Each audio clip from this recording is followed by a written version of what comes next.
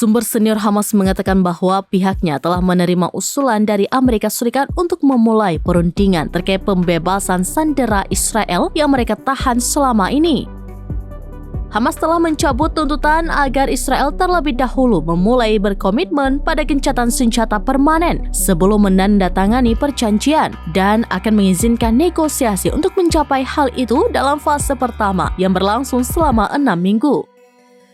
Dikutip dari Reuters, seorang pejabat Palestina yang dekat dengan upaya perdamaian mengatakan proposal tersebut dapat mengarah pada perjanjian kerangka kerja jika diterima oleh Israel dan akan mengakhiri perang 9 bulan antara Israel dan Hamas di Gaza. Seorang sumber di tim negosiasi Israel yang berbicara dengan syarat anonim mengatakan sekarang ada peluang nyata untuk mencapai kesepakatan. Hal itu sangat kontras dengan kejadian sebelumnya dalam perang 9 bulan di Gaza, ketika Israel mengatakan syarat yang diajukan Hamas tidak dapat diterima.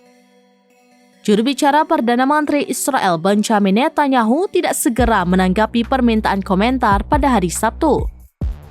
Pada hari Jumat, kantornya mengatakan pembicaraan akan dilanjutkan minggu depan dan menekankan kesenjangan antara kedua belah pihak masih ada.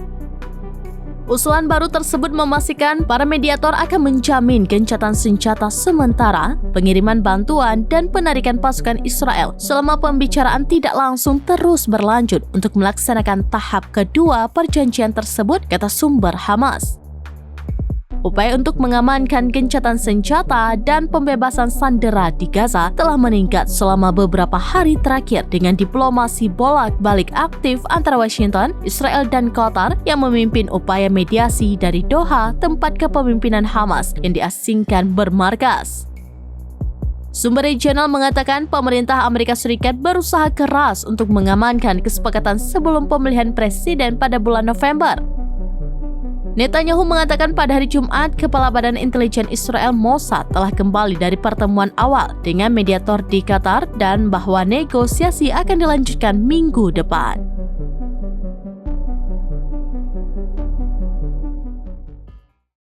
Download Tribun X sekarang, menghadirkan lokal menjadi Indonesia.